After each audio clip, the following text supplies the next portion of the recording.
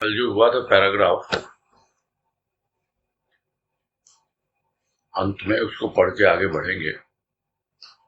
कहा गुरुदेव ने, योग और वियोग, जिसे आधुनिक काल में क्रिया और प्रतिक्रिया कहते हैं, वस्तु या प्राणी के सृजन और विसर्जन का कारण है। चरित्र बनता है योग के आधार पर। चरित्रवान व्यक्ति योग का प्रयोग करता है ज्ञात अज्ञात अवस्था में। साधारण व्यक्ति महावीर या बुद्ध क्यों नहीं हो पाता? योग का अभाव है। साधारण जन उनके गृह त्याग, उग्र उपासना को प्रधानता देते हैं, किंतु यदि योग न हो पाता उनका महायोग से, जिसे महाशक्ति आदि नाम से पुकारते हैं, तो सब व्यर्थ होता। योग हुआ, योगी हुए, उनकी पूजा हो या न हो, कोई विशेष अर्थ नहीं रखती। और इस पैराग्राफ में यही समझाया गुरुदेव ने कि ये जो पूरा जीवन है, जो कुछ भी सृष्टि में हो रहा है, वो योग और वियोग का ही रूप है, जिसे आधुनिक काल में क्रिया और प्रतिक्रिया कहा जाता है। कि एक क्रिया की प्रतिक्रिया है और फिर उसकी फिर क्रिया, फिर प्रतिक्रिया, इस तरह कुछ नया बनता है और कुछ बिगड़ता है या विसर्जित होता है। तो इस प्रकार सृष्टि चलती रहती है। और यदि देखा जाए तो योग यानी कुछ जुड़ा, इकट्ठा हुआ। जैसे पहले बताया कि मिट्टी के कण से कण मिलता है तो घट बन जाता है, उसी तरह जब योग होता है तो वो घट का निर्माण होता है। और जब वही मिट्टी के कण अलग अलग हो जाते हैं, वियोग हो जाता है, तो फिर वो विसर्जन का कारण बन जाता है। तो इस तरह सृजन और विसर्जन चलता रहता है। फिर समझा रहे हैं कि जो योग जो है उसका मेन कार्य क्या है। उसका मेन कार्य है, प्रमुख उसका कार्य होता है चरित्र निर्माण। तो चरित्र बनाने के लिए योग का आधार लेना बहुत आवश्यक है। तो प्रथम तो वो योग का आधार लेकर के चरित्र बनाता है, और उसके बाद धीरे धीरे उसी योग का प्रयोग करता है ज्ञात अज्ञात अवस्था में। यानी बहुत बार तो जानबूझकर हो जाता है उस योग का प्रयोग, और बहुत बार अनजाने में भी हो जाता है। किंतु जो चरित्रवान व्यक्ति होता है, हमेशा हर अवस्था में, ज्ञात में और अज्ञात में, दोनों अवस्था में योग ही उसका आधार होता है, और वो योग का ही प्रयोग आजीवन करता है।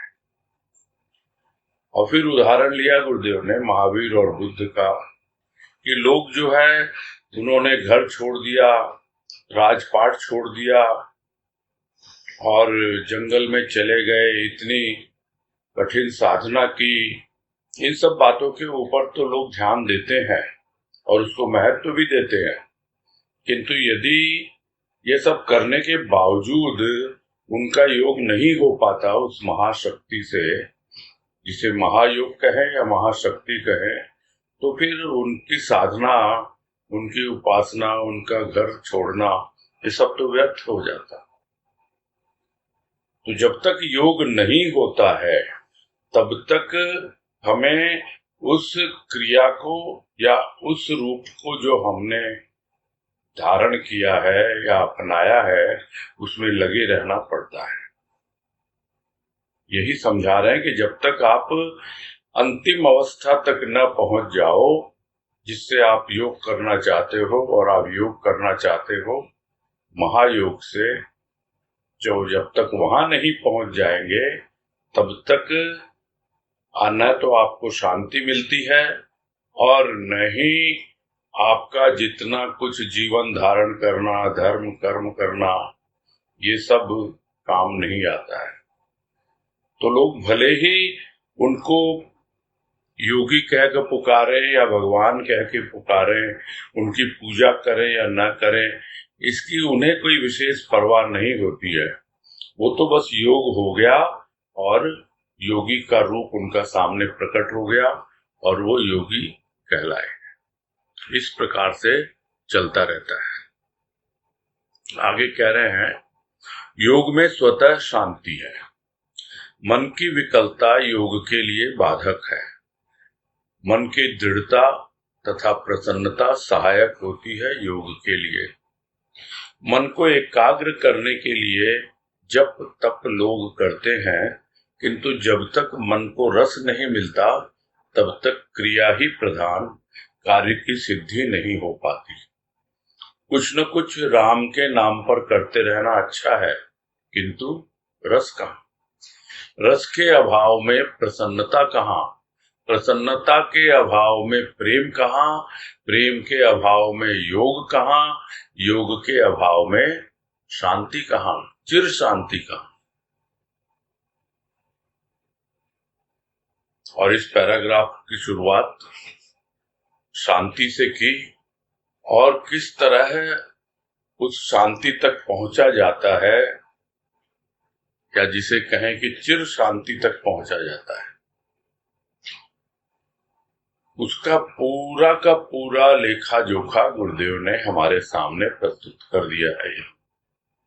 क्योंकि जैसे ही आप योग को अपनाएंगे, स्वतः ही अपने आप आपको अपने भीतर शांति की अनुभूति होगी।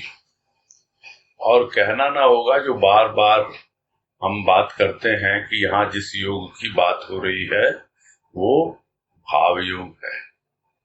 तो जैसे ही आपके जीवन में भाव का पदार्पण होता है और आप उससे जुड़ जाते हो, यानी भाव योग को अपना लेते हो, तो अपने आप ही आपके जीवन में शांति आनी प्रारंभ हो जाती है। और फिर भी यदि आपके भीतर मन की विकलता रहे, यानी मन व्याकुल रहे, विचारों का द्वंद्व चलता रहे, और यह सब बातें जब भीतर ही भीतर चलती हैं और उसका कोई निदान नहीं होता है, तो वो योग के लिए बाधा का कारण बन जाते हैं। इसीलिए कहा जाता है कि एक मन है जो बाधक मन है और एक मन है जो साधक मन है। जो साधक मन है वो योग में लगा रहना चाहता है, और जो बाधक मन है वो विकलता व्याकुलता कह ले या कुछ न कुछ बाधा डालेगा विकारों के द्वारा, विचारों के द्वारा। यानी आप जिस भाव को पकड़ के आगे बढ़ना चाहते हो, जिस भाव से आप योग करके और आगे की यात्रा तय करना चाहते हो, उस यात्रा में यह जो मन की विकलता है, ये बार बार जिसे कहें हम कि स्पीड ब्रेकर का काम करती है। यानी योग बड़ी ही त्वरित गति से बहुत फास्ट आगे बढ़ सकता है यदि लक्ष्य की ओर ध्यान रहे कि हाँ हमें यहाँ तक पहुंचना है। किंतु यदि हम व्याकुल हो जाएं, अरे हमसे तो कुछ हो ही नहीं रहा, और मन में द्वंद्व चलते रहे विचारों के, और हमेशा चिंतित रहे, हम अभावों से ही ग्रसित रहे, तो यह जो मन की विकलता है उससे योग में आपको बाधा पहुंचती है। और जो थोड़ी बहुत शांति योग को अपनाने से मिलती भी है, वो शांति खंडित होने लगती है। ऐसे में क्या चाहिए? ऐसे में चाहिए मन की दृढ़ता। और जब मन में दृढ़ता आ जाती है, दृढ़ संकल्प आ जाता है, यानी हमारी जो एक इच्छा शक्ति है कि नहीं, मुझे तो यह जन्म दिया है देने वाले ने, और मुझे तो योग को अपनाकर अपने भाव के द्वारा उस भाव से योग करके स्वभाव तक पहुंचना है। इस लक्ष्य को लेकर के और दृढ़ इच्छा शक्ति के साथ और मन में दृढ़ संकल्प लेके रखें और लक्ष्य की ओर आगे बढ़ते रहें, तब जाकर के मन की विकलता जो है कुछ कम होती है। और मन की दृढ़ता हो अगर, साथ ही साथ विकलता न हो, प्रसन्नता हो, तो ये दोनों चीजें होनी चाहिए।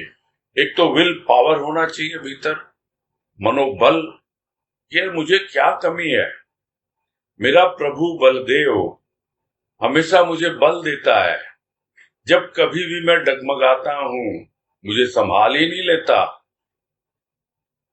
आगे बढ़ाता है। इस तरह का भाव लेकर के और अपने मनोबल को बनाए रखें, मन की दृढ़ता को बनाए रखें, और खुशी खुशी प्रसन्नता से यदि हम योग के मार्ग पे बढ़ते हैं तो ये दोनों चीजें यहाँ कह रहे हैं गुरुदेव योग के लिए सहायक होती है। लोग करते हैं मन को एकाग्र करने के लिए, जब करते हैं तब करते हैं, किंतु देखते नहीं, सोचते नहीं। किसी ने बता दिया नाम जप करो, करने लग गए। किसी ने बता दिया ये तप करो, करने लग गए। तो जब तक तो लोग करने लगते हैं, किंतु क्या उनको उस मन को उसमें रस मिलता है, उनके मन को, या बिल्कुल भी सोचते नहीं है। बस ये सोचते हैं भाई हमको तो हमारे गुरु ने नाम दिया है, हम तो उसका जप कर रहे हैं। क्या आपको उस नाम जप में रस मिल रहा है क्या? इस पे कोई विचार नहीं करता। और शायद यही सब बातें गुरुदेव के मन में आई होंगी, ख्याल में आया होगा, इसलिए उन्होंने कभी भी किसी को नाम जप या मंत्र और इनका जाप करने के लिए कभी नहीं कहा, और ना उन्होंने किसी को दिया है कि हम तुमको ये नाम देते हैं और तुम इसका जप किया करो। रस मिलना चाहिए मन को, तो ये तो लोग करते हैं बहुत कुछ, मन को एकाग्र करने के लिए करते हैं। यदि रस नहीं मिलेगा और सिर्फ ऊपरी कर्म ही रह गया, और वहां पर यदि क्रिया ही प्रधान है कि माला फेर रहे हैं और राम राम कर रहे हैं, उसी तरह कुछ और, कोई व्रत रख लिया, कोई उपवास रख लिया, कोई और तप का तरीका निकाल लिया, तो उसमें क्रिया ही प्रधान रहती है।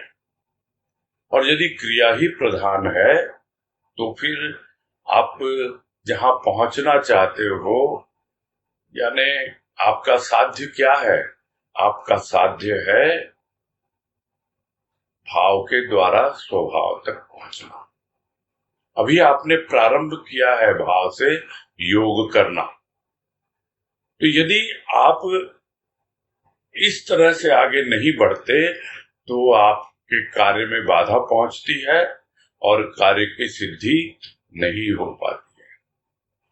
सिर्फ ऊपरी क्रिया तक रहने से नहीं होता है कि भाई हमको तो भजन गाना है। हमारी सत्संग में सिस्टम है, सबसे पहले प्रार्थना करो, फिर भजन गाओ, और उसके बाद में स्तुति करो, और उसके बाद आप अपना प्रवचन करो। रस मिलता है क्या? बस एक ऊपरी क्रिया करते रहेंगे और हम सोचेंगे कि हाँ भाई हम तो भाव में सत्संग कर रहे हैं और भाव से ही हमारा योग है। तो इस तरह ऊपरी क्रिया ही यदि प्रधान रहे तो हम अपने लक्ष्य तक नहीं पहुंच पाएंगे, हमारी कार्य सिद्धि नहीं होगी, यानी हमारा साध्य जहां है वही का वही रह जाएगा, और हम जो साधक हैं वो भी वही के वही रह जाएंगे, और साधना सफल नहीं हो पाएगी। तो जब तक कार्य सिद्धि न हो जाए तब तक साधना सफल नहीं होती है। तो कुछ न कुछ करते रहना, भगवान के नाम पर, सदगुरु के नाम पर, सत्संग के नाम पर कुछ कुछ करते रहो, कोई बुराई नहीं है उसमें, अच्छी बात है। ये कह रहे हैं गुरुदेव कि राम के नाम पर कुछ न कुछ करते रहना कोई गलत बात नहीं है, कुछ नहीं करने से तो अच्छा है। किंतु यदि रस नहीं मिल रहा आपको तो फिर क्या मतलब है उसका? उस रस के अभाव में आपको प्रसन्नता नहीं मिल पाती। और इसके बाद एक एक स्टेप बाय स्टेप समझा रहे हैं गुरुदेव कि यदि रस नहीं मिलता तो रस के अभाव में प्रसन्नता नहीं मिलती है। प्रसन्नता कहाँ है फिर? और यदि प्रसन्नता नहीं है तो प्रसन्नता के अभाव में प्रेम कहाँ? फिर प्रेम नहीं मिलता। दुखी व्यक्ति को कभी प्रेम नहीं मिलता है। वो दुख से घिरा रहता है, किसी और को प्रेम से सराबोर देखता है तो फिर उसके भीतर घृणा का ही भाव आता है, प्रेम का भाव नहीं आता। अरे मैं तो इतना दुखी हूं और ये प्रेम और भाव की बातें कर रहा है। अरे पहले मेरा दुख दूर करो भाई। तो दुख दूर कर भी दिया अगर करने वाले ने, तो कौन सा तुम्हारे भीतर प्रसन्नता आ गई? फिर कुछ और खड़ा हो जाता है। जिस मन को आदत पड़ गई दुखी होने की, वो कोई ना कोई कारण ढूंढ ही लेता है, जिसको एक वाणी में समझाते हुए गुरुदेव कि बार बार दुख क्यों आता है, तो यही कहते हैं अति परिचित ही तो आएगा। इस दुख से हमारा बहुत परिचय है, बहुत पुराना परिचय है, यही इसीलिए बार बार आता है। यह जो भाव है, यह जो एक खुशी है, प्रसन्नता है, जो हमें सद्गुरु की शरण में आके मिली है, यह तो कुछ नई सी चीज है। इसका कभी अनुभव हुआ नहीं पहले, और बार बार वो दुख आता है, हमारी प्रसन्नता का हरण कर लेता है और हमें रस मिलता नहीं, इसलिए हम प्रसन्न हो नहीं पाते हैं, सिर्फ ऊपरी कार्य समझ के करते रहते हैं। अरे भाई यह कोई पाठ नहीं है। लोग कहते हैं हम तो रोज पूजा पाठ करते हैं। पूजा करते हैं तो क्या करते हैं? एक धूपबत्ती जला ली, दीपक जला लिया और पाठ कर लिया। कोई किसी का पाठ करता है, कोई हनुमान जी का करता है, कोई देवी जी का करता है, सबकी अपनी अपनी मान्यताएं। अब उसको उसमें रस मिले या ना मिले, बस एक ऊपरी कार्य बन के रह गया, तो वो समझ क्या रहा है, वो उसका कोई योग हो रहा है, उसका कोई प्रभु से जुड़ाव हो रहा है, उसका क्या किसी प्रकार का भाव है भीतर? तो बिना रस के भाव नहीं आता और बिना भाव के प्रसन्नता नहीं आती, और जब तक प्रसन्नता का अभाव है तो फिर प्रेम नहीं आता है, और जब प्रेम नहीं आएगा तो क्या होगा? फिर योग हो ही नहीं पाएगा। हम किससे जुड़ते हैं? जिसे हम प्रेम करते हैं। हम यदि उससे प्रेम नहीं करते तो क्या है, बस मिल गया रास्ते में, हाँ जी हेलो कैसे हैं, ऐसे हैं वैसे, हो गया। कभी हम उससे जुड़ने की कोशिश ही नहीं करते हैं कि भाई मिल गया तो मिल गया, आपको उजली राम रमी करनी है, हो गया काम हमारा। किंतु वास्तव में हम यदि उससे प्रेम करते हैं और वो यदि हमें दिख जाए तो हमारी खुशी का क्या ठिकाना। यदि उसका थोड़ा संवाद भी मिल जाए, कोई खबर भी मिल जाए उसकी, यानी हम जुड़ते कहां से हैं? हम जुड़ते हैं उस प्रेम के कारण, उस भाव के कारण।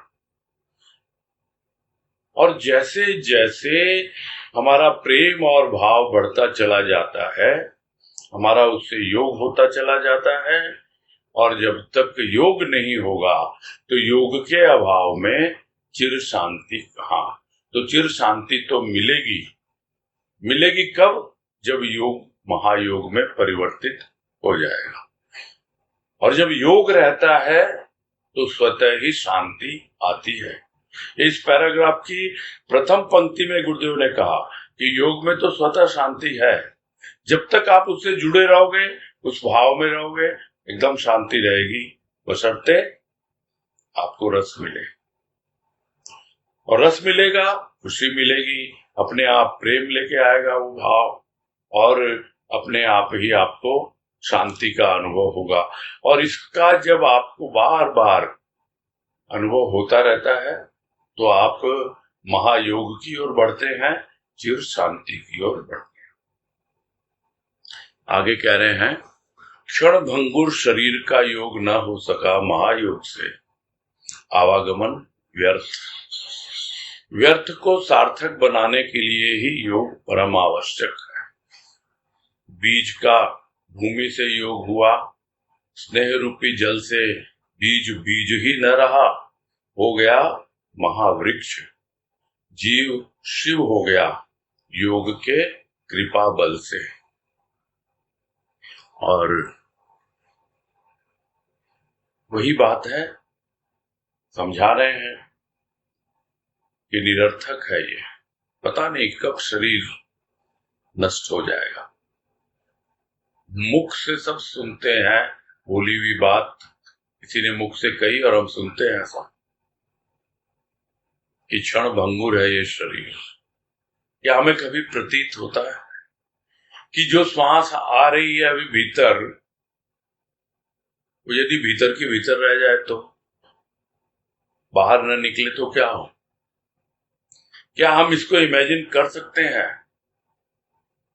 और जो श्वास बाहर है, निकली बाहर, वो अगर बाहर की बाहर रह जाए तो थोड़ा प्रयास करके देखें, जिसको लोग प्राणायाम का नाम देते हैं। प्राण रहेंगे नहीं, दम घुटने लगेगा यदि श्वासों का आवागमन न हो। तो ये श्वासों का आवागमन होता रहता है तब तक ये शरीर टिका हुआ है। पता नहीं वो कौन सा क्षण आएगा जब श्वासों का आवागमन बंद हो जाएगा और फिर प्राणों का आवागमन शुरू हो जाएगा। यानी प्राणी अब इस संसार से चला अपने प्राण लेकर। तो यही चलता रहता है। तो ये शरीर मिला है, किसके लिए मिला है? योग को अपनाया, उसके लिए मिला।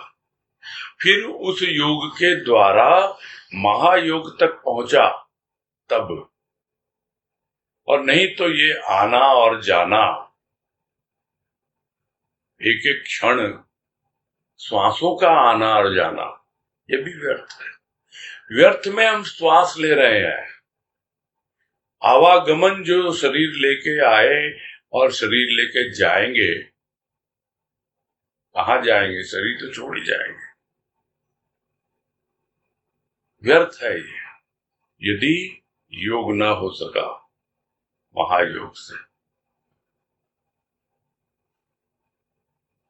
व्यर्थ है सांस लेना, व्यर्थ है जीवन धारण करना। तो इस व्यर्थ को ही सार्थक बनाने के लिए है योग, और उसके लिए परम आवश्यक कह रहे हैं गुरुदेव। आवश्यक ही नहीं, परम आवश्यक। यानी हमारी फर्स्ट प्रायोरिटी होनी चाहिए ये जीवन में कि हमको योग को अपनाना है, भाव योग को अपनाना है। भाव से योग करके उस योग को महायोग तक पहुंचाना है। जब तक ये हमारी प्रायोरिटी नहीं होगी तब तक हम अपने मानव जीवन की सार्थकता को समझ ही नहीं पाएंगे।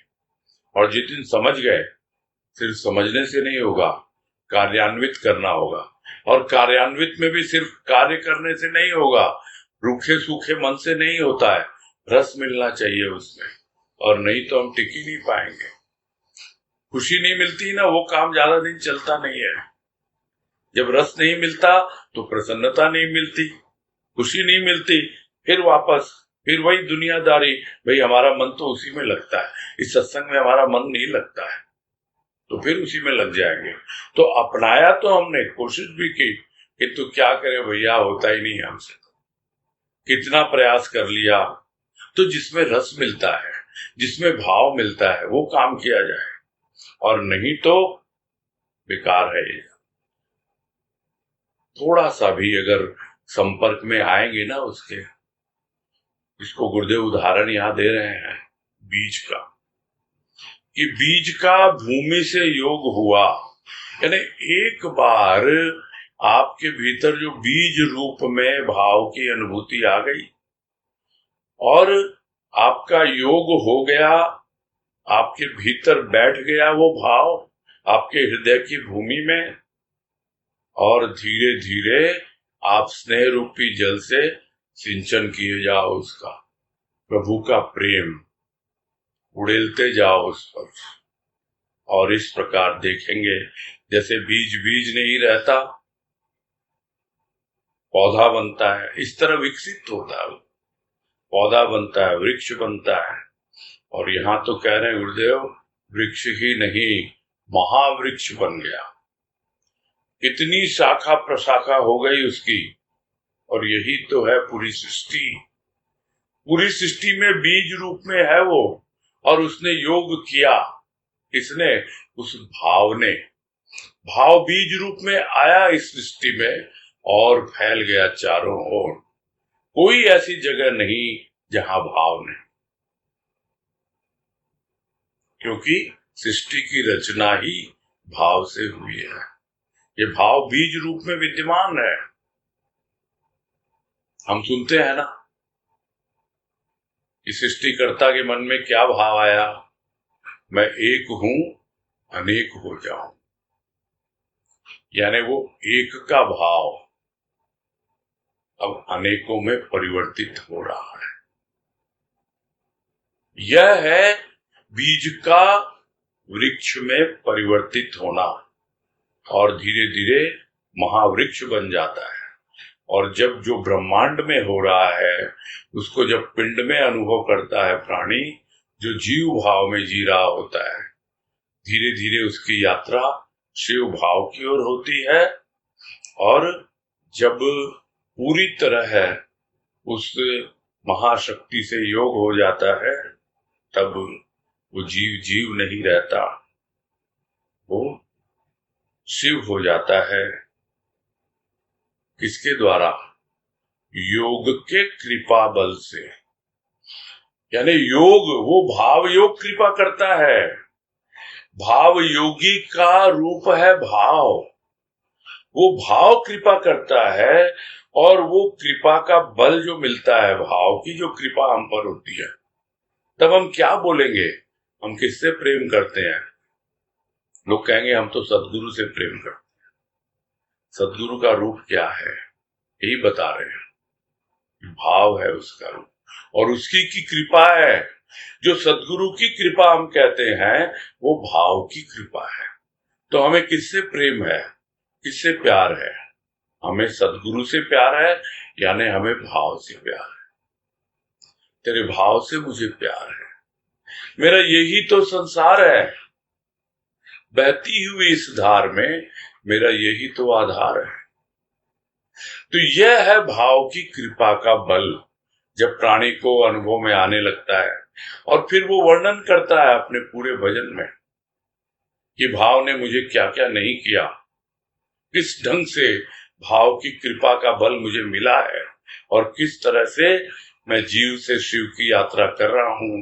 किस तरह से जो मुरझाए हुए जो पुष्प खिल उठते हैं, किस तरह से जो भाव है वो भी अपने आप में प्रखर हो जाता है, अपने आप में अपनी शान जान करके इतना खुश होता है।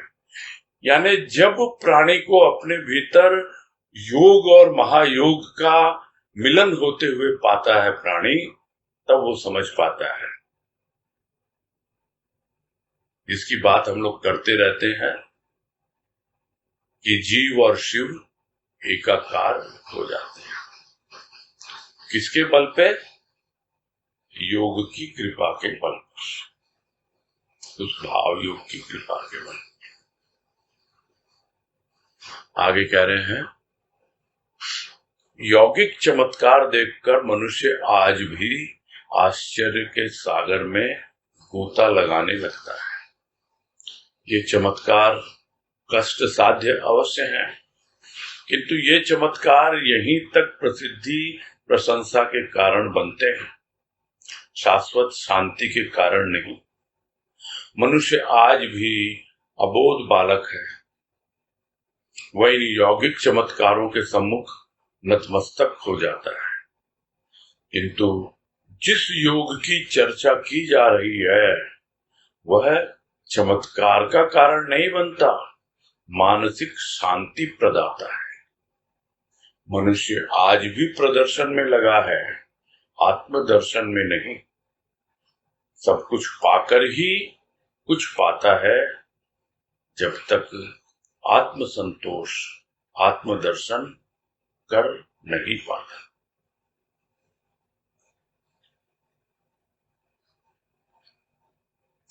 उन्हीं सब बातों को दूसरे ढंग से भी समझा रहे हैं गुरुदेव। और ये बतला रहे हैं कि अक्सर लोग चमत्कार को ही नमस्कार करते हैं, और जो कोई भी चमत्कार करता हुआ दिखलाई देता है वो उसे आश्चर्य की दृष्टि से देखता है। और वो चमत्कार कहाँ से आया उसके पास? यौगिक क्रियाओं के द्वारा आया।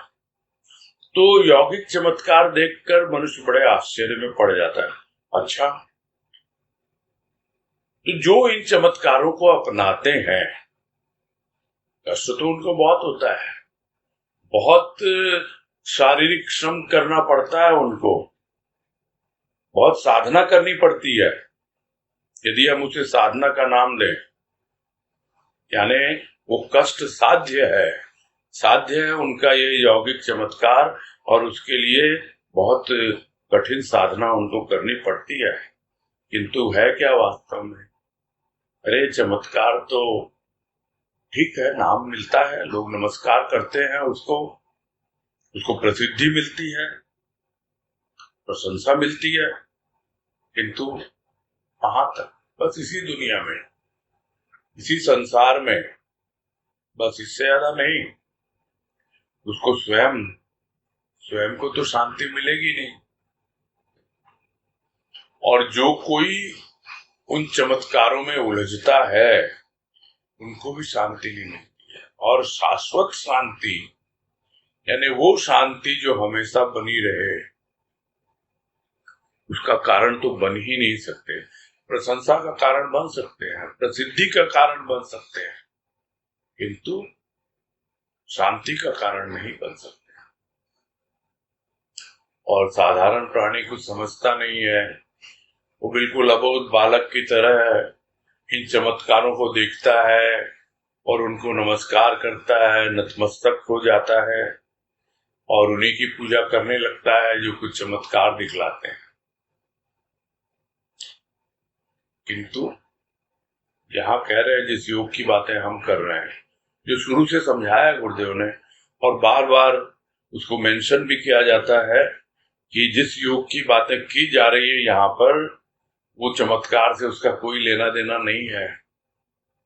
हाँ, उसका जो लेना देना है वो मानसिक शांति से है।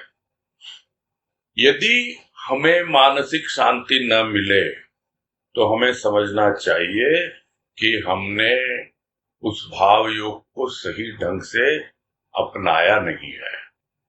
क्योंकि पिछले पैराग्राफ के पहले ही गुरुदेव ने कह दिया कि योग में स्वतः शांति है, अपने आप आती है शांति, पकड़ पकड़ के लाना नहीं पड़ता कि भैया तुम भी आओ। जिसको शांति मिलेगी सत्संग में वो अपने आप आएगा, किसी को फोन कर करके बुलाना नहीं होता है। यह तो निर्भर करता है उसकी अपनी चॉइस पर। और यदि वो सत्संग में आता है चमत्कार देखने के लिए और अपने भौतिक कार्यों को बनाने के लिए, और उसके लिए वो भावयोग को अपनाता है, इसका मतलब गलत राह पे चल रहा है। ऐसे लोगों के लिए भावयोग बिल्कुल भी सहायक नहीं होता है। हाँ, जिसको शांति चाहिए, जिसको प्रसन्नता चाहिए, जिसको रस चाहिए, जिसको प्रभु का प्रेम चाहिए, उसके लिए अवश्य ही यह भावयोग बहुत उपयोगी है और जरूरी भी है। इसलिए कह रहे गुरुदेव कि जिस योग की चर्चा की जा रही है वो चमत्कार का कारण नहीं बनता है। कोई उम्मीद न करे कि भाव योग से कोई चमत्कार दिखला देगा कोई, कि हाँ भाई हमने तुमको बोला देखो तुम्हारा काम हो गया, यानी भाव योग नहीं है वो कुछ और ही है। मानसिक शांति मिलती है, यह पहचान है कि आपने यदि भाव योग को अपनाया और कोई यदि आपके संपर्क में आता है, स्वतः ही उसको भी मानसिक शांति मिलेगी। आपको तो मिल ही रही है मानसिक शांति। तो वो जो योग है मानसिक शांति का प्रदाता है। अब जो लोग लगे हुए दिखावे में, जो लोग लगे हुए अपना नाम कमाने में, तो फिर वो तो प्रदर्शन में ही है। जो प्रदर्शन में है तो आत्मदर्शन कैसे होगा? प्रदर्शन बाहर का है, बाहर दिखावा है, और आत्मदर्शन भीतर है। दोनों की दिशा ही अलग अलग है। तो जो अगर विपरीत दिशा में जाएगा प्रदर्शन में लग जाएगा यानी विपरीत दिशा में जा रहा है, अपने आप को प्रोजेक्ट करने में लग जाएगा, कुछ दिखाने में, तो उल्टी दिशा हो गई। तो ऐसे व्यक्ति को आत्मदर्शन कैसे होगा? यही कह रहे हैं गुरुदेव कि मनुष्य आज भी प्रदर्शन में लगा है, आत्मदर्शन में नहीं।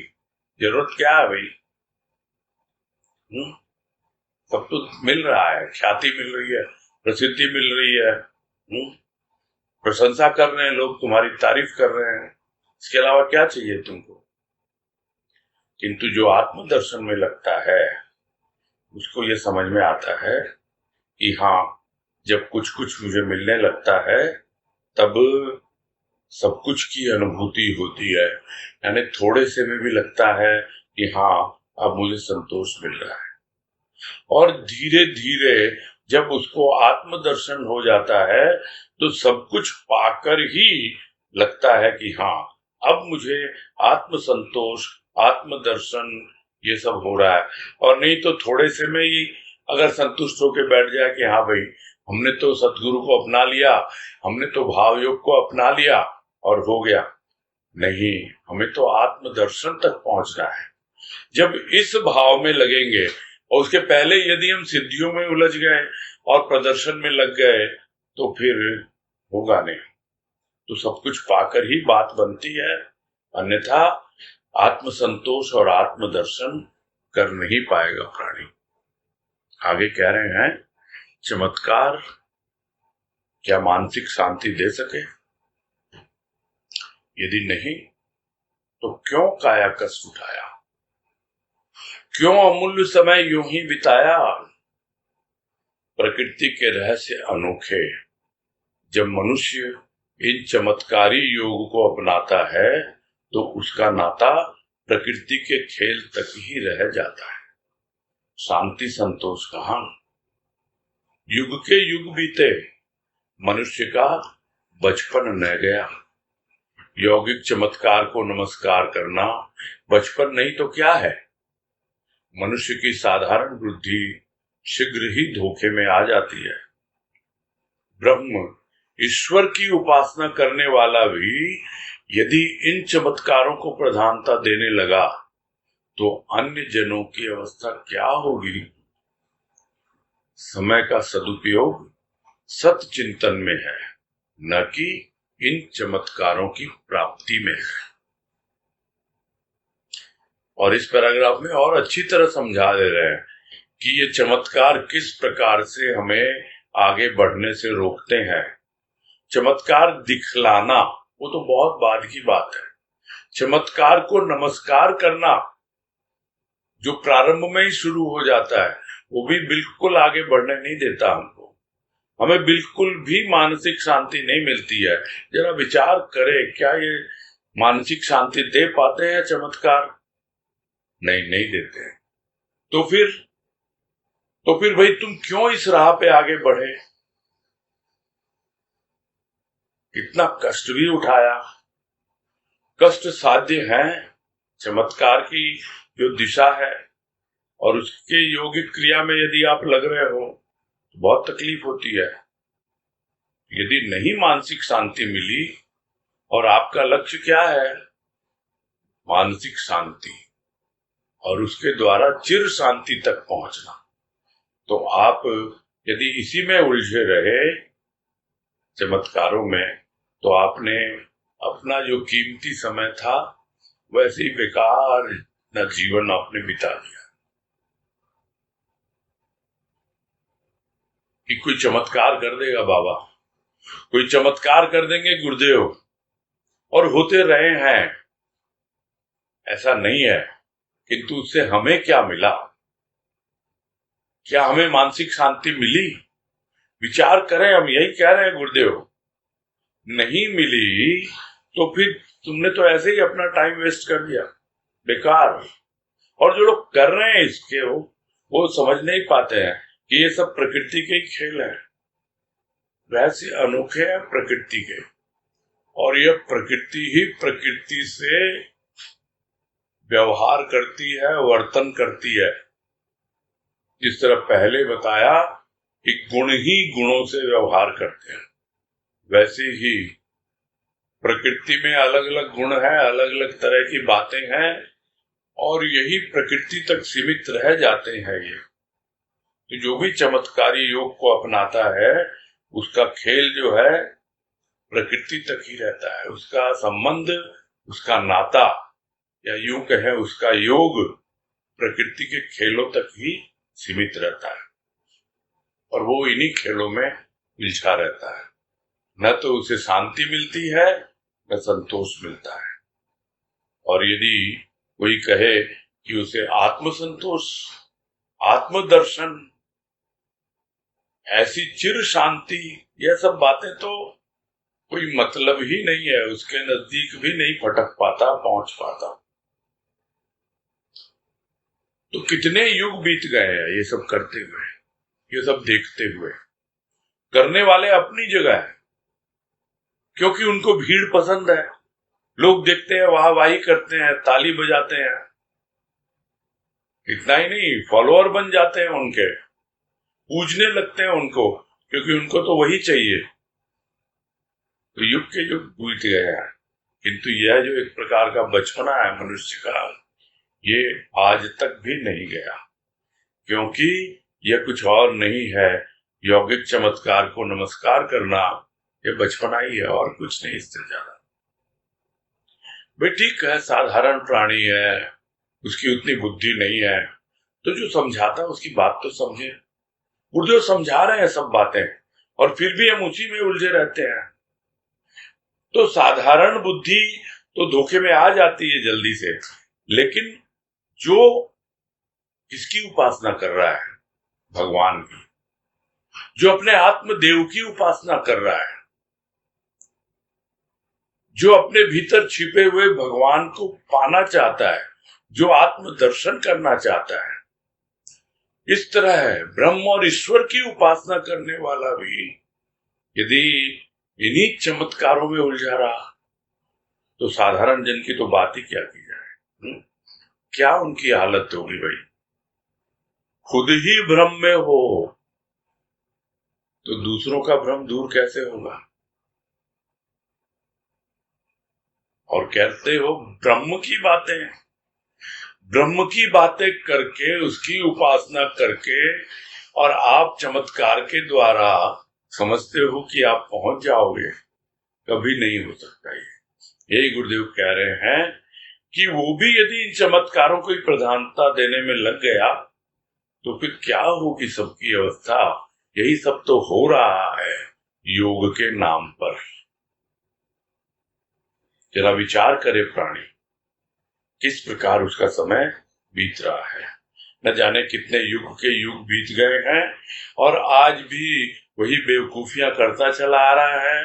उसी तरह बचपन उसका कभी गया ही नहीं, भले ही अब तक देख लिया 55 का हो गया, लेकिन बचपन अभी भी बना हुआ है।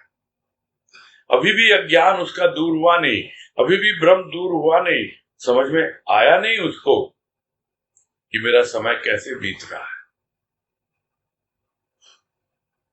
देखें, सोचे, समझे कि क्या हम समय का सदुपयोग कर पा रहे हैं। तो समय का सदुपयोग कहाँ है। समय का सदुपयोग है सत चिंतन में। सत चिंतन मतलब जो कुछ भी हमें सार मिला है इस संसार में, और वो मिला है योग के द्वारा, भाव के द्वारा। उस भाव योग के द्वारा जब हमारा योग हुआ भाव से, तो हमने सार ग्रहण करना सीखा है, और उसके चिंतन में जब हम लगेंगे तभी वास्तव में हम समय का सदुपयोग कर रहे होंगे।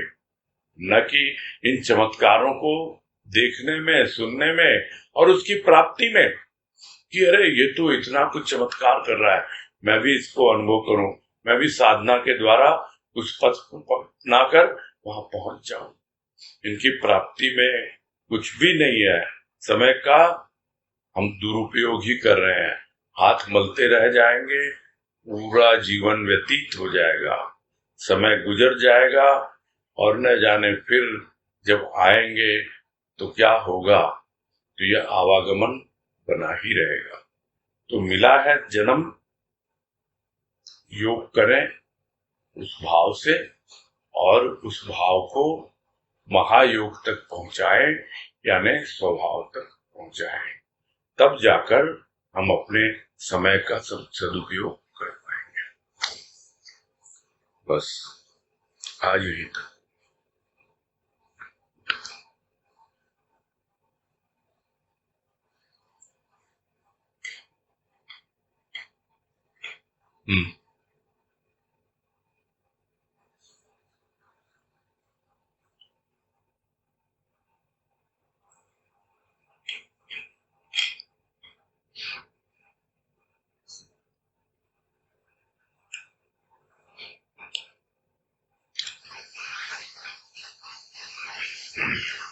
हाँ बोलिए, है कोई क्या? अभी तक तो हैंड रेज हुआ नहीं किसी का।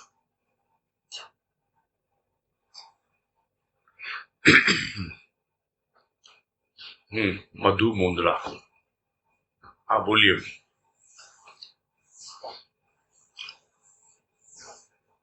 हेलो, हाँ बोलिए। प्रणाम भैया। हाँ बोलिए। हाँ, मेरे को कल का ही पूछना था। तो ये जो आपने बोला था ना कि मतलब तो उसमें ये था कि भी ध्यान में और योग में क्या फर्क, वो था कि आप ये मतलब आया था उधर उस समय कि भी जहाँ ध्यान है वहाँ नहीं, वहाँ योग कहाँ, क्योंकि योग का ये एक अंश है ध्यान। तो जरा सा पूरा समझ में गया कि जैसे ध्यान हम लोग तो बोलते हैं कि भी कंसंट्रेशन को, और योग है कि उसके अंदर आप बताओ मतलब कौन अपने सा अंदर पैराग्राफ है, कौन सा पैराग्राफ है, कौन से पेज में? तीसरे पेज पे। हाँ जी। मनुष्य संसार में आया है। हाँ जी। योग के लिए। हाँ बोलिए, कहाँ पूछना तो आपको? बोलिए। ध्यान के बारे में आया था। हाँ जी। कि जहाँ ध्यान नहीं वहाँ योग कहाँ। हाँ जी। तो यहाँ आपने ऐसे बताया था कि भाई योग का ही एक अंश है ध्यान। हाँ जी। मतलब एक उसका पार्ट है। हाँ जी। तो ऐसे पूरा समझ में नहीं आया कि भाई जैसे ध्यान तो अपन बोलते हैं ना कि एक तरह से हम लोग समझते हैं कि भाई ध्यान करना है, तो मतलब एक तरह से कंसंट्रेशन पे कोई भी काम को करते हैं, या ध्यान में भी बैठो करो तो एक तरह का कि अपना मन एकाग्रचित करना है। और योग है, योग में हम उससे अंदर वाला जो अपना स्व है उससे जुड़ना चाहते हैं। ध्यान होता क्या है? ध्यान और योग के बारे में नहीं, चलो आप इन जनरल आप कंसंट्रेशन को ध्यान बोल रहे हो, है ना? हाँ हाँ। कंसंट्रेशन होता क्या है? कोई समझ में आया था भाई, आप एकाग्रता को बोलते हैं वैसे कंसंट्रेशन। हाँ हाँ। ध्यान बोलते हैं मेडिटेशन को, है ना? तो यहाँ पर जो गुरुदेव कह रहे हैं और वही मैंने कहा कि बिना योग के ध्यान नहीं होता है। तो जहां ध्यान नहीं वहां योग कहाँ से, मतलब यही होता है कि अगर आपका ध्यान ही नहीं है, वहां पर कोई बोल रहा है, अगर आपका ध्यान ही नहीं है तो आपका योग कहाँ से होगा? जो बोलने वाला है उसकी वाणी से, उसके भाव से, जो कुछ भी आपके कान तक पहुंच तो रहा है लेकिन आपका ध्यान नहीं है उस पर। तो ध्यान नहीं है तो आपका योग नहीं हुआ, वहां पर उसके साथ जुड़े ही नहीं आप। योग का मतलब जुड़ना, तो आप जुड़े ही नहीं उसके साथ में, तो आपने ध्यान ही नहीं दिया उसको। ध्यान में बैठना वो एक अलग चीज है, ध्यान देना कोई कुछ। जहां ध्यान नहीं वहां योग कहाँ? यानी आपने ध्यान ही नहीं दिया तो आपका योग कैसे होगा? उससे कैसे जुड़ोगे आप? कोई बोल रहा है उसको ही आप उदाहरण लो ना, कोई देख रहा है उसी से उदाहरण लो। आपके सामने एक दृश्य है, आपका उस पर ध्यान ही नहीं है तो आप इस दृश्य से जुड़ोगे कैसे? योग कैसे होगा आपका? ठीक है, समझ में आ गई ना बात? हाँ, तो हाँ, मैं थोड़ा वही कंफ्यूज हो गई थी कि इससे ध्यान में बैठते हैं करते हैं वो जो जुड़ना है। नहीं, ध्यान में बैठते तो जुड़ते तो है ही ना। अगर आप अगर बैठते हो ध्यान में तो उससे जुड़ने के लिए तो बैठते हो। हाँ, वो कंफ्यूजन हो गया तो मुझे समझ में आया। तो आपके जुड़ने के पहले की अवस्था है ना ध्यान। अच्छा। ध्यान में बैठे आप, तो अगर ध्यान नहीं है तो योग कैसे होगा आपका, कैसे जुड़ोगे आप उससे? ये तो सिंपल है, ध्यान नहीं है तो योग कहाँ? यही तो बोल रहे हैं ना गुरुदेव, जहां ध्यान नहीं वहां योग कहाँ, यही तो वाक्य है। यदि आप ध्यान में बैठे हो, सिर्फ बैठने से ही थोड़ा योग होगा, आपका ध्यान ही नहीं है वहां पर, आपका मन ही नहीं टिका हुआ वहां पर, तो आपका योग कैसे होगा? जुड़ोगे कैसे उससे? नहीं तब समझ में आ गया होगा ना, जहाँ ध्यान नहीं वहां योग। ठीक है भैया, हाँ ठीक है, थोड़ा कंफ्यूजन हो गया था, अभी क्लियर। हाँ ठीक, प्रणाम। हाँ हरिओम। हाँ तनुश्री शर्मा।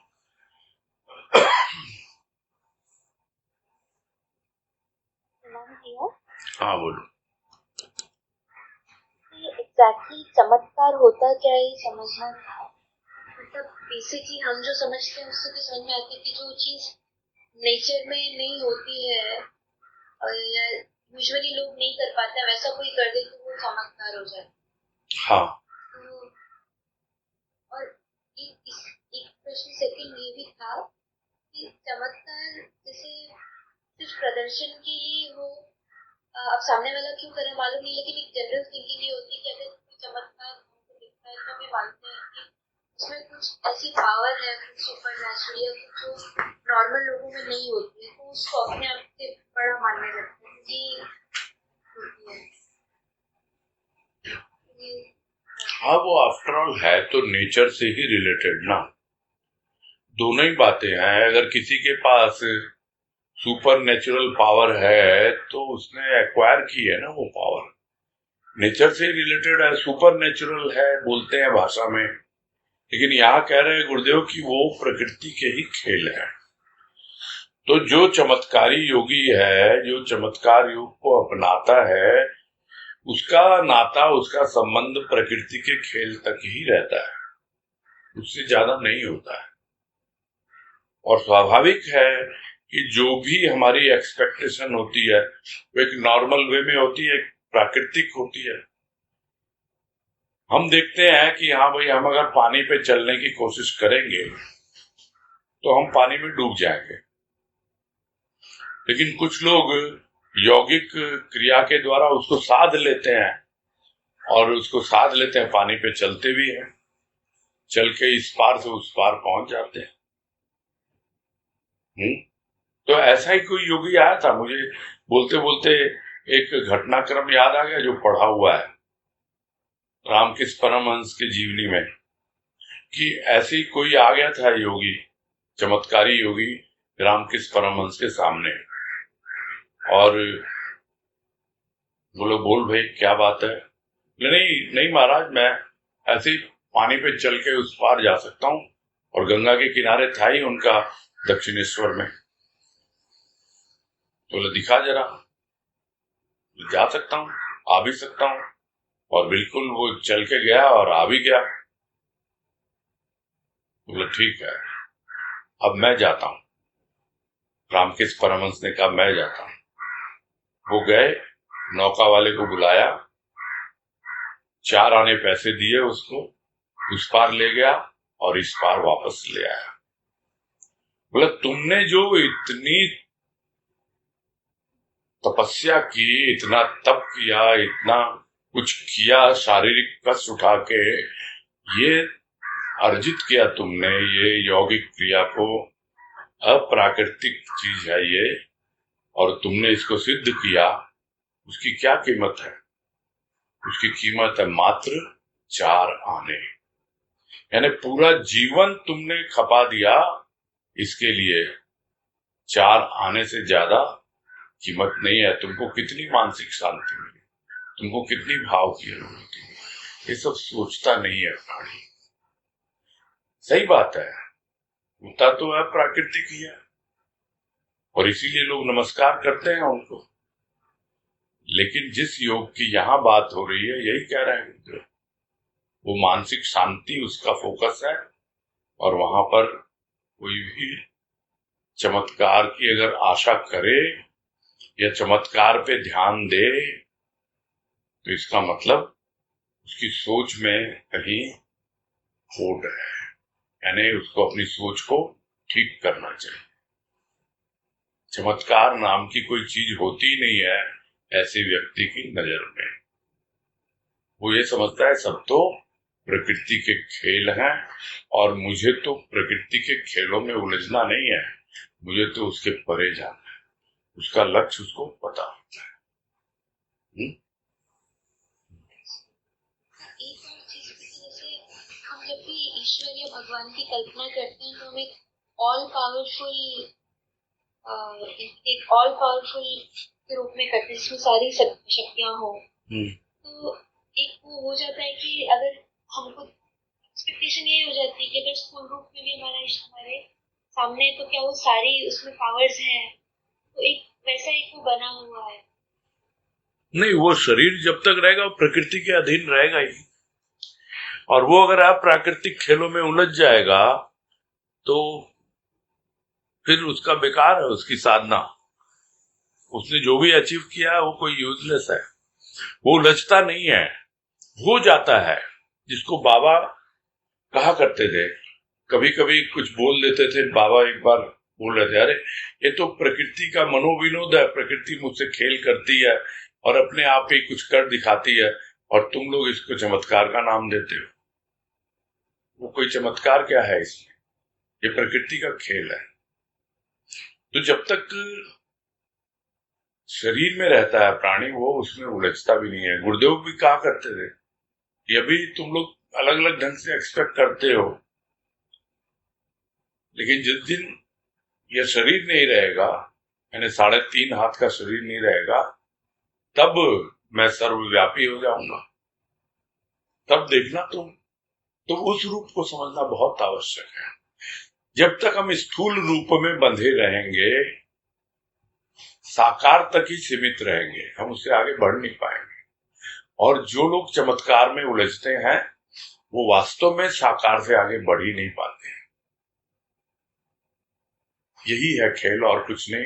यही सब समझा रहे हैं गुरुदेव इतनी देर से कि हमारा फोकस जो है साकार से हटके सगुण में आए और धीरे धीरे निराकार में जाए, तब हमको मालूम पड़ेगा आगे क्या होता है।